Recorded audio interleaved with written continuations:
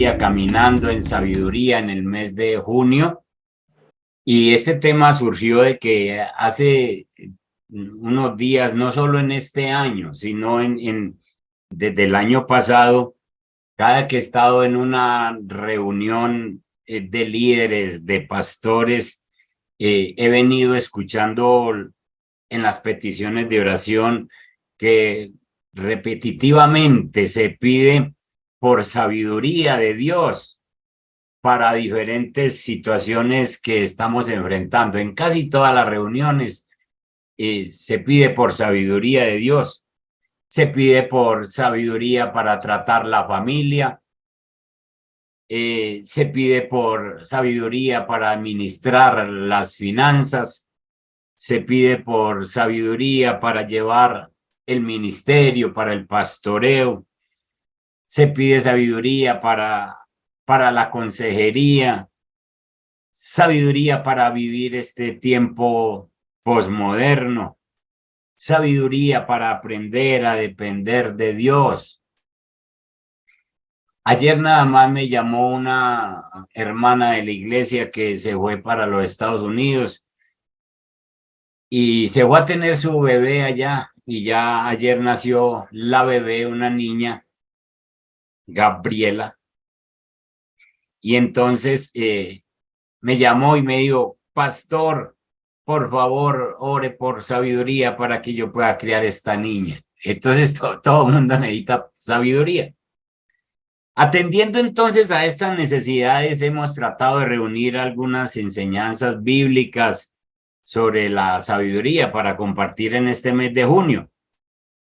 Obviamente no pretendiendo agotar el tema, no faltaba más, sino recordar y dejar algunas perlitas que nos ayuden a crecer en este llamamiento que nos ha hecho el Señor y que podamos de verdad aplicar sabiduría. Y entonces hoy quiero empezar con uno de esos temas que a mí me ha dado duro y que sencillamente quiero compartir con ustedes, y he tratado la sabiduría para entender que nuestra suficiencia viene de Dios. Sabiduría para entender que nosotros sin Dios no somos suficientes, no tenemos suficiencia necesaria para el ministerio. El pasaje que tengo está en Segunda de Corintios, capítulo 2. Y voy a leer desde el versículo 12 hasta el verso 17. Voy a leer en la Reina Valera. Dice el apóstol Pablo en el versículo 12. 2:12. Cuando llegué a Troas para predicar el evangelio de Cristo, aunque se me abrió puerta en el Señor, no tuve reposo en mi espíritu por no haber hallado a mi hermano Tito. Así, despidiéndome de ellos, partí para Macedonia.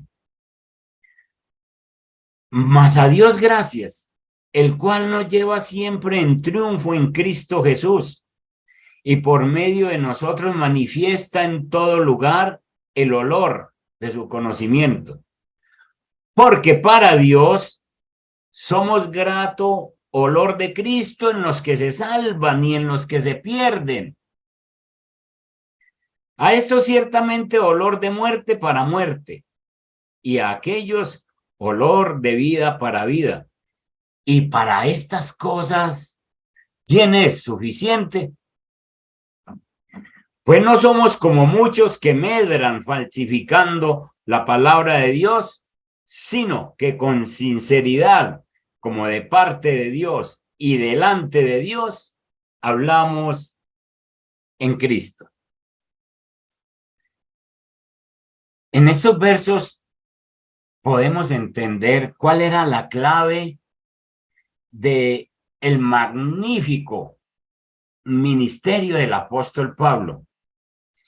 En estos breves versículos se nos da un ejemplo de ese ministerio genuino, verdadero, auténtico, que fue capaz de llevar el apóstol Pablo. En el trasfondo del pasaje, Pablo había estado hablando a los corintios acerca de sus presiones, acerca de sus problemas, todo lo que pasaba en Corinto. Y había escrito una carta fuerte a los corintios y estaba compungido porque no tenía resultado de qué había pasado con los corintios, si en realidad iban a hacer caso, si no estaban heridos por la carta fuerte que les mandó. Y entonces, mientras tanto, se va a Troas esperando encontrarse allí con Tito para que le diera informes de lo que había pasado en Corinto con la carta que había mandado.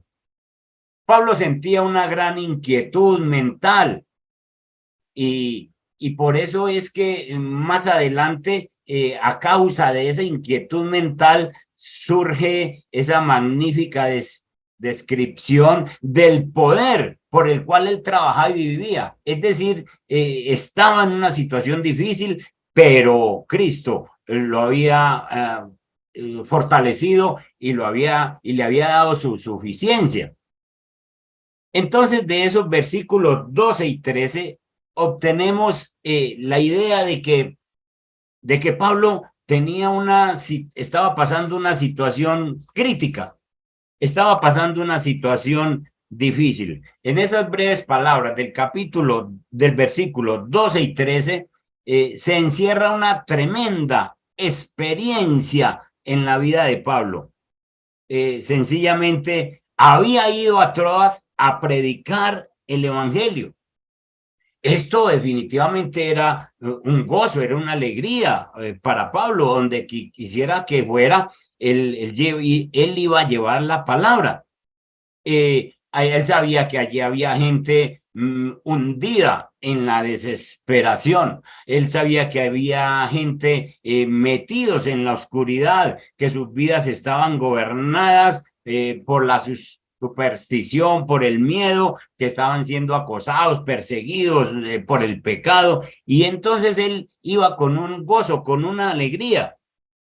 Pero nos dice el versículo 12, nos dice que aunque se me abrió la puerta en el Señor, es decir, sí estaban anhelando en Troas escuchar a Pablo, sí querían escucharlo y estaban a la expectativa, y él quería predicar el evangelio, pero nos dice el versículo 13 que no tuvo reposo en su espíritu por no haber hallado a su hermano Tito. Y entonces se despidió de ellos para partir a Macedonia. Lo que nos está diciendo aquí esos versículos es que sí tenía el anhelo de predicar, pero había una inquietud en su corazón, algo que no lo dejaba tener paz, y era precisamente porque no sabía la respuesta de qué pasaba con los corintios.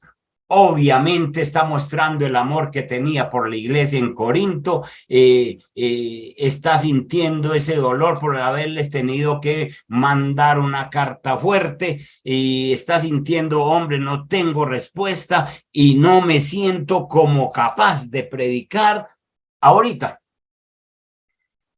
Creo que el apóstol Pablo, mientras estaba allí en Troas durante algunas semanas, quizá pudo pensar que el trabajo en Corinto se estaba a punto de desmoronar.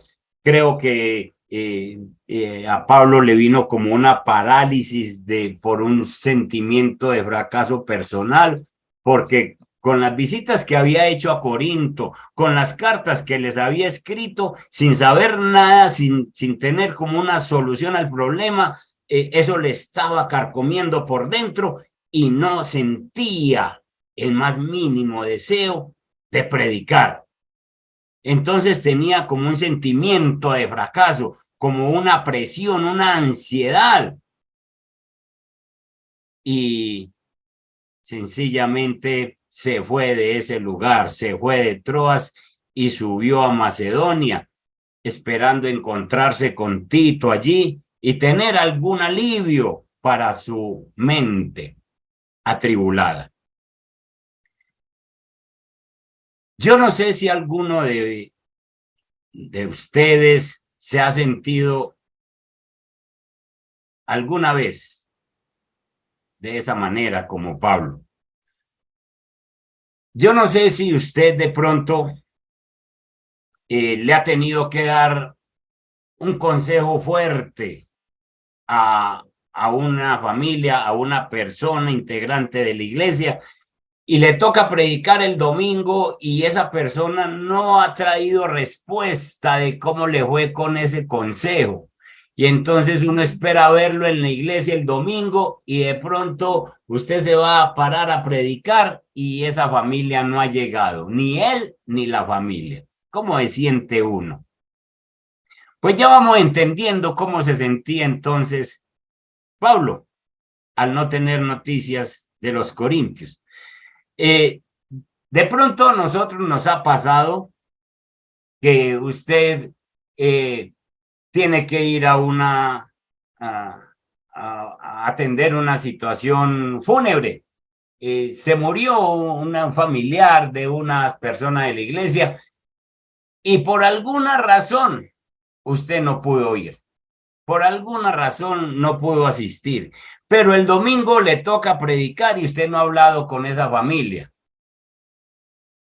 Y entonces, ¿cómo se siente?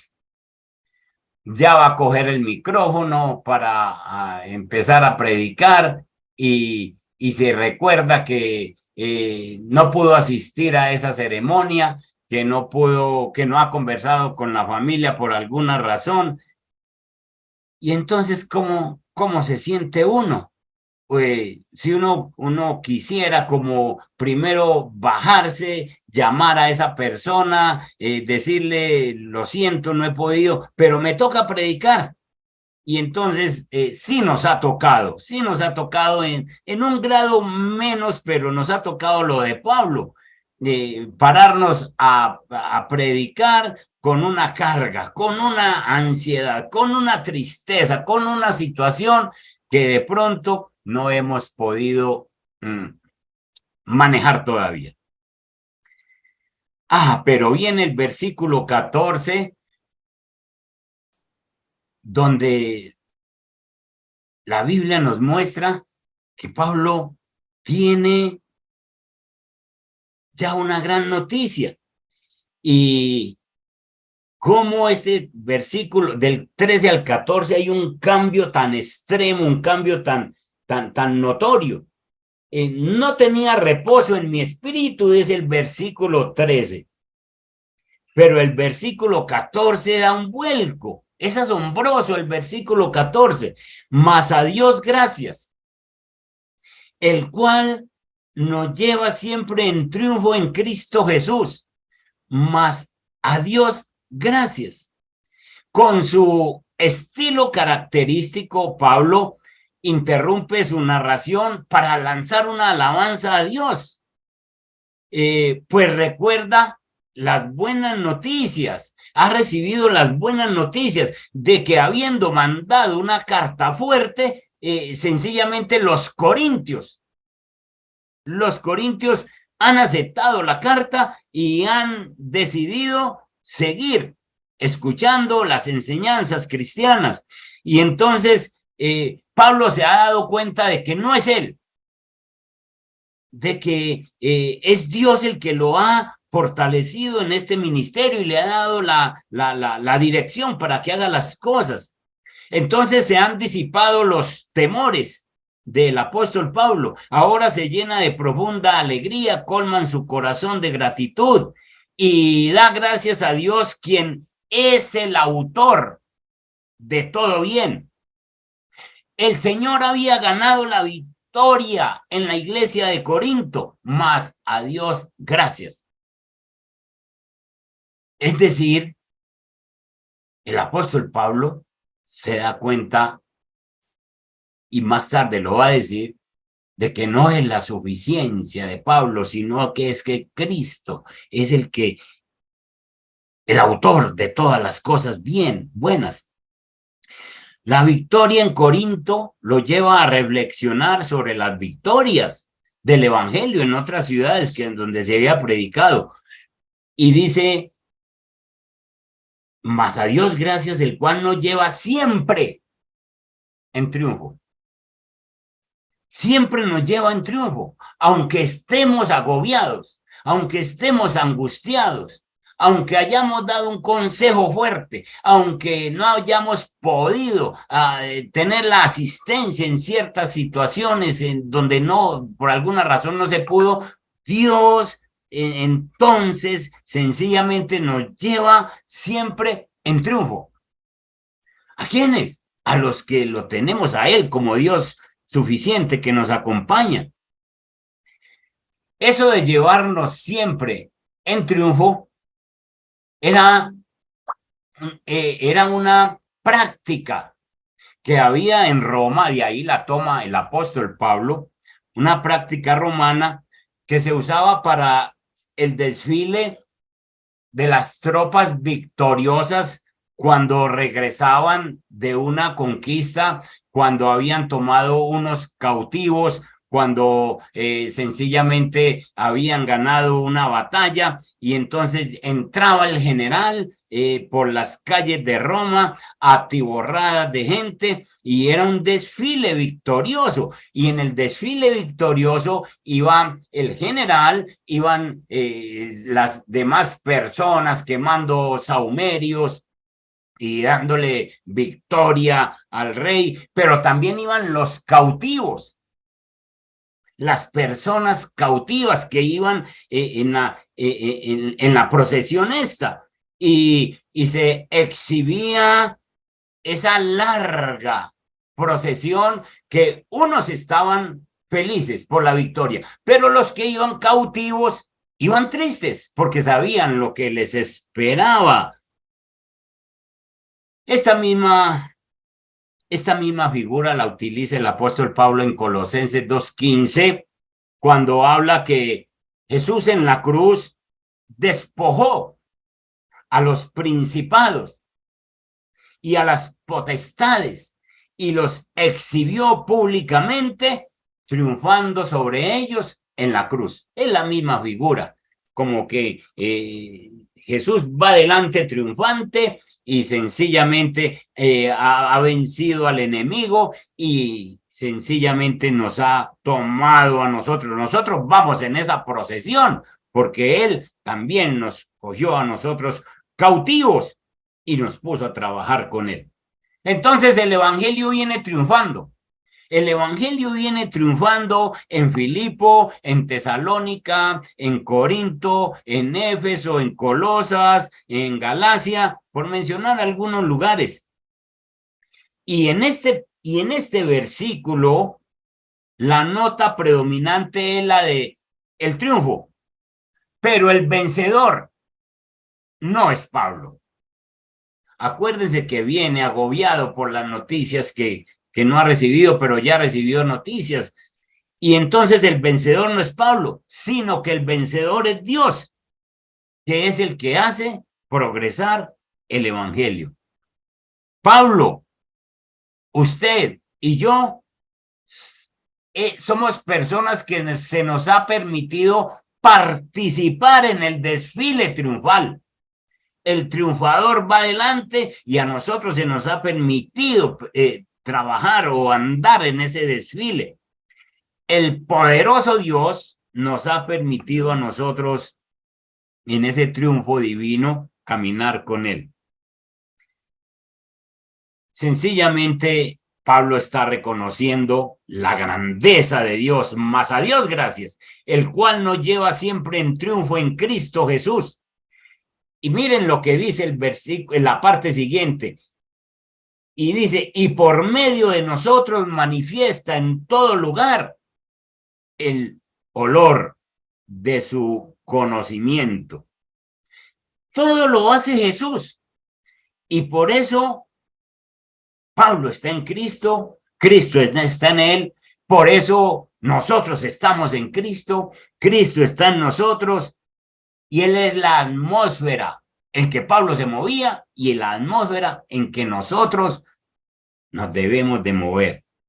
El conocimiento de Dios se ha esparcido por muchos lugares y Pablo ha sido usado sencillamente para que lleve ese olor de creyente por toda parte.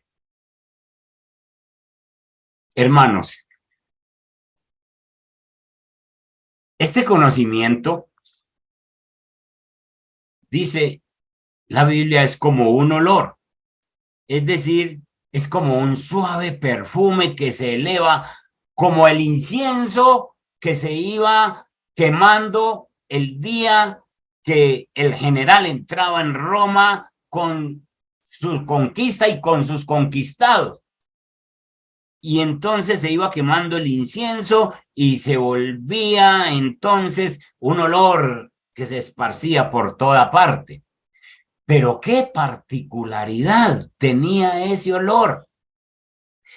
Dice el versículo 15, porque para Dios somos grato olor de Cristo en los que se salvan y en los que se pierden. Qué particularidad. Como para los que iban en la comitiva triunfal, los vencedores, el olor era agradable, el olor era bueno, triunfamos, pero los cautivos, los que iban prisioneros, que de pronto Roma los iba a llevar a la muerte, para esos el mismo olor era para muerte. Entonces, para unos era olor de vida, para otros era olor de muerte y estaban en la misma comitiva. Nosotros somos a Dios y para Dios somos la fragancia de Cristo. Nosotros, como el apóstol Pablo, somos los que llevamos ese olor. Es más, nosotros tenemos el olor, tenemos a Cristo.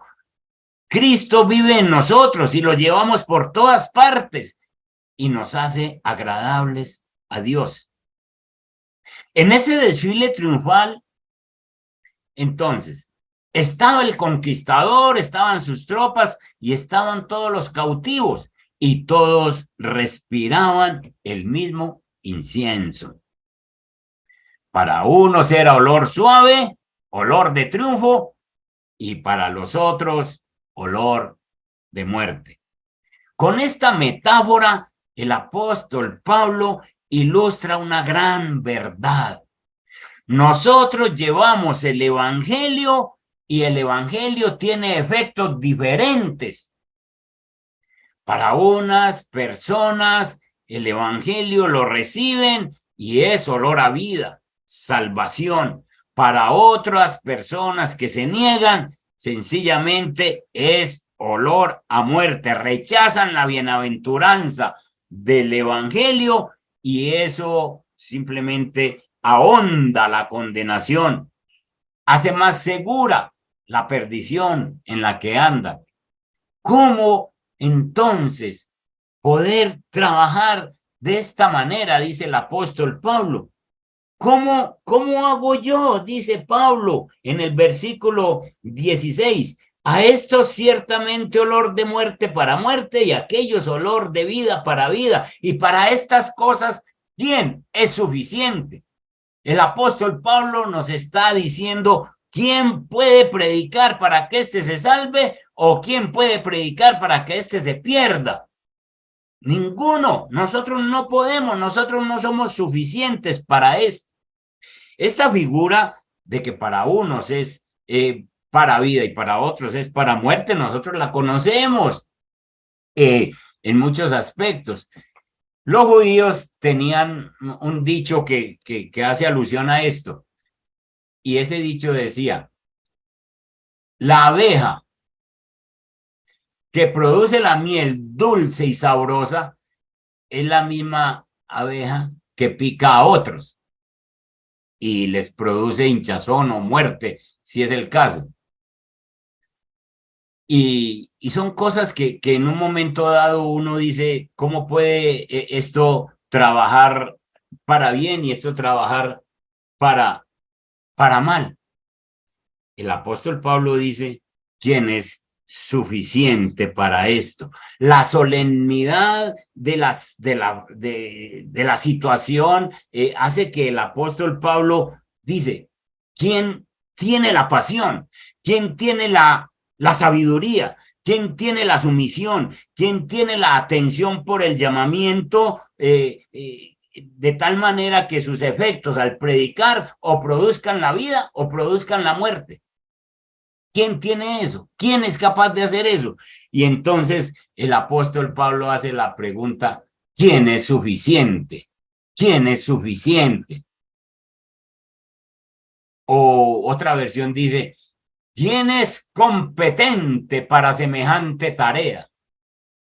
¿Cómo hago yo para hacer un trabajo de estos? ¿Quién tiene esa competencia para hacer esta tarea tan grande? La respuesta es que nadie tiene esa competencia si no tiene la suficiencia de Cristo. Nadie es competente para ministrar el evangelio si no tiene la suficiencia de Cristo. Y otra vez, nosotros predicamos y el olor de vida llega a unos y el olor de muerte llega a otros y nosotros nada que ver, sencillamente como el apóstol Pablo predicamos. Cuando nosotros nos acercamos a la suficiencia de Dios y podemos proclamar toda la riqueza de la gracia de Dios en Jesucristo, entonces nos damos cuenta de que la suficiencia es de Cristo, que no es de nosotros no podemos. Y en 2 Corintios, ahí enseguidita en el capítulo 3, en el verso 4, Pablo vuelve y nos responde. ¿Cómo es que somos competentes? Dice, y tal confianza tenemos mediante Cristo para con Dios.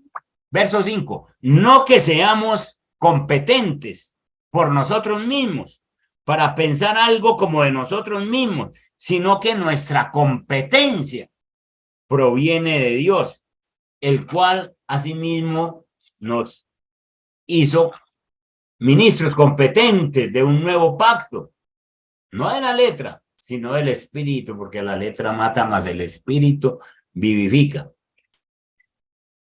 Nosotros no somos competentes, nosotros no podemos tener la suficiencia de cuenta de nosotros. Pero el apóstol Pablo, en el versículo 17, nos muestra cómo debemos ser nosotros en los tiempos que estamos viviendo y cómo era él en el tiempo que estaba viviendo. Pues dice el versículo 17, pues no somos como muchos.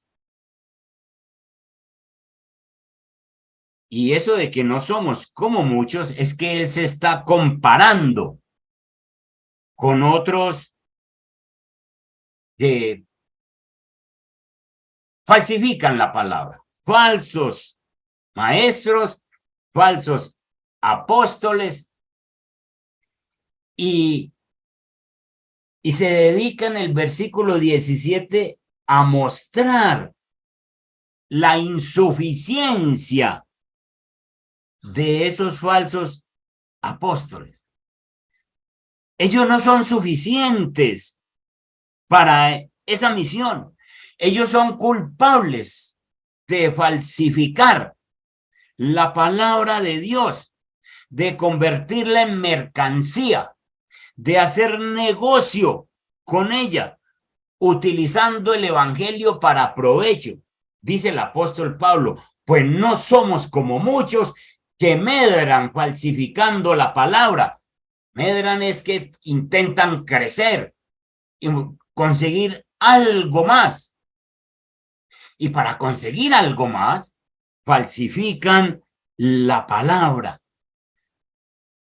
la alusión que hace Pablo ahí con falsificando es a los taberneros inescrupulosos de aquella época y de esta época, que mezclaban el buen vino con otros mostos, con otras cosas que rebajaban el sabor del buen vino, pero ellos lo vendían al mismo precio. Y eran conocidos por adulterar sus vinos. Y convertían ese vino pues en algo que ellos le sacaban ganancia. En el contexto, lo que nos está diciendo el apóstol Pablo es que en aquella época habían personas que vendían la palabra como mercancía, es decir, sencillamente la acomodaban, la falsificaban para beneficio personal.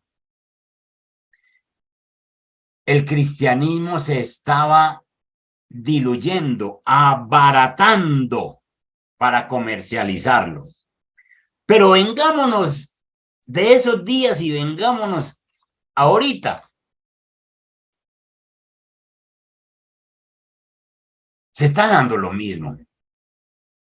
Se está abaratando el evangelio. Líderes y pastores están buscando títulos.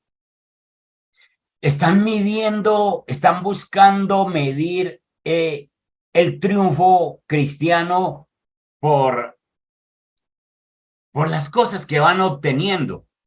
El carro último modelo del pastor, la mega iglesia del pastor, las luces y humos del tiempo de la alabanza, la competencia esta. Y entonces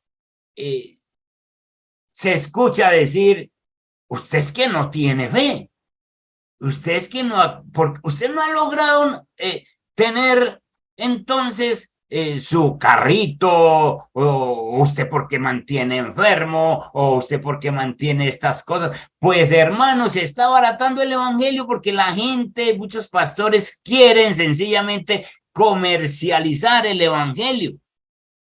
Gracias a Dios por el llamado a hombres y mujeres que deseamos ministrar la palabra como es.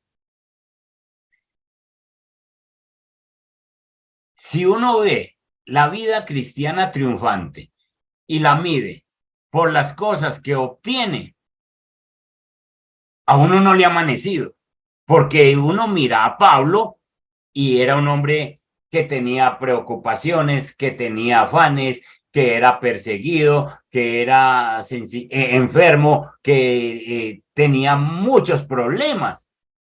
Y hoy, la vida victoriosa, la vida triunfante, cristiana, le están diciendo a usted, le están diciendo, no le debe doler nada, usted es un super pastor, a usted no le puede pasar nada, o es que le está faltando la fe, a usted no le debe faltar nada en su casa. Esa vida cristiana no la conoció Pablo. Entonces se está abaratando el evangelio. La preocupación de Pablo era que se estaba vendiendo la palabra de Dios para el beneficio de algunos pocos. Estaban utilizando el engaño, la codicia de vender su producto para obtener ganancias.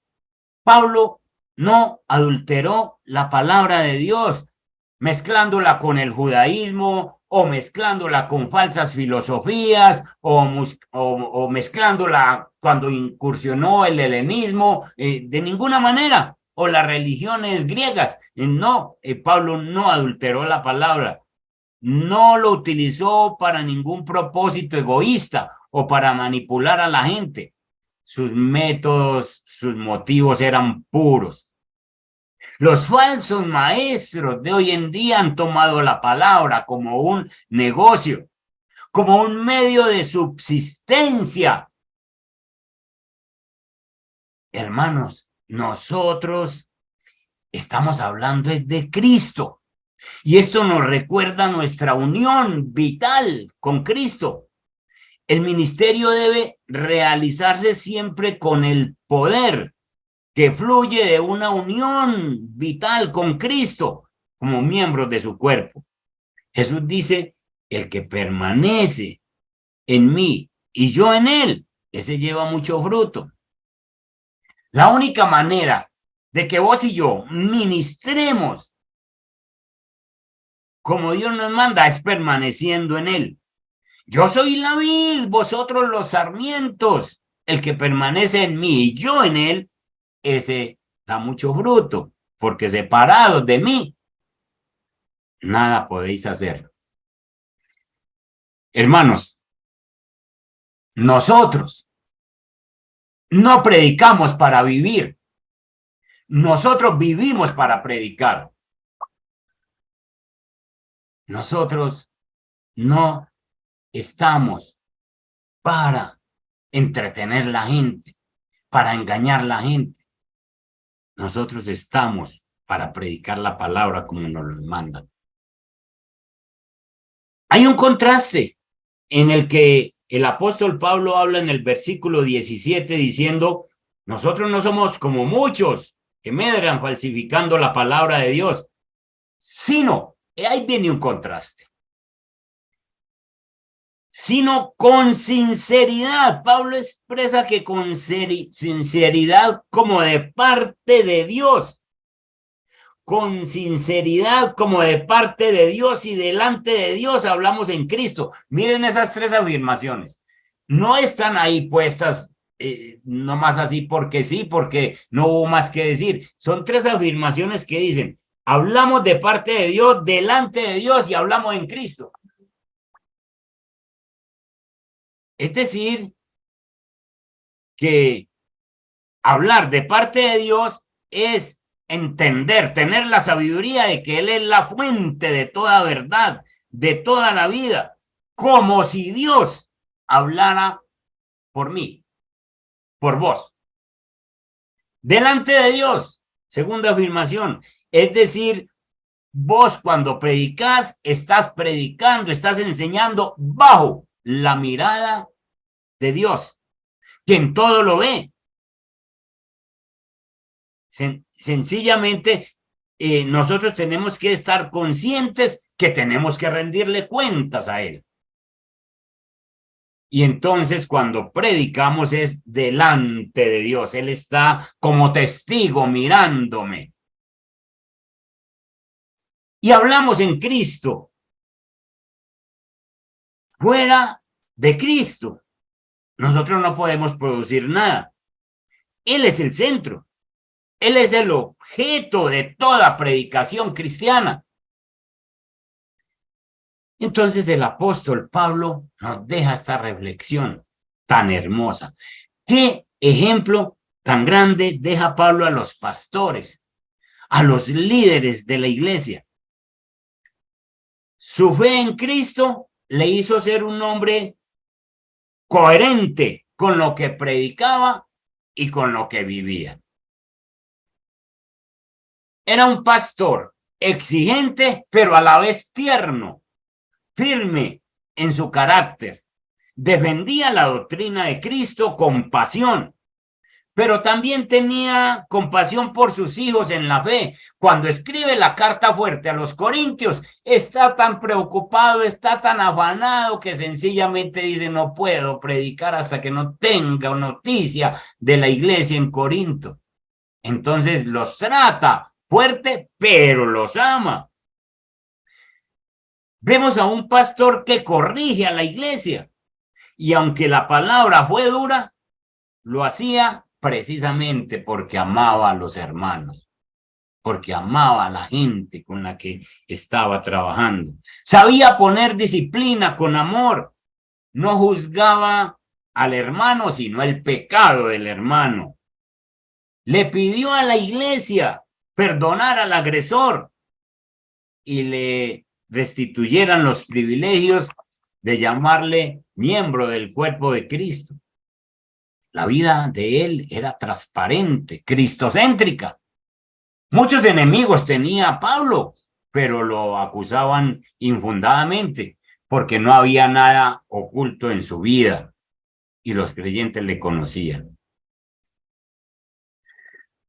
Esta es una enseñanza de la sabiduría que nosotros necesitamos para entender que la suficiencia nuestra está en Cristo y que tenemos que recorrer a Él. Hermanos, el ministerio no nos lo da un diploma que obtengamos en una institución, en el seminario. Ese no nos da el ministerio. El ministerio te lo da Cristo. Él es quien capacita al ministro para realizar la misión que Él le encomienda. Y nosotros no podemos abusar de esa gracia divina, que Dios nos ha dado.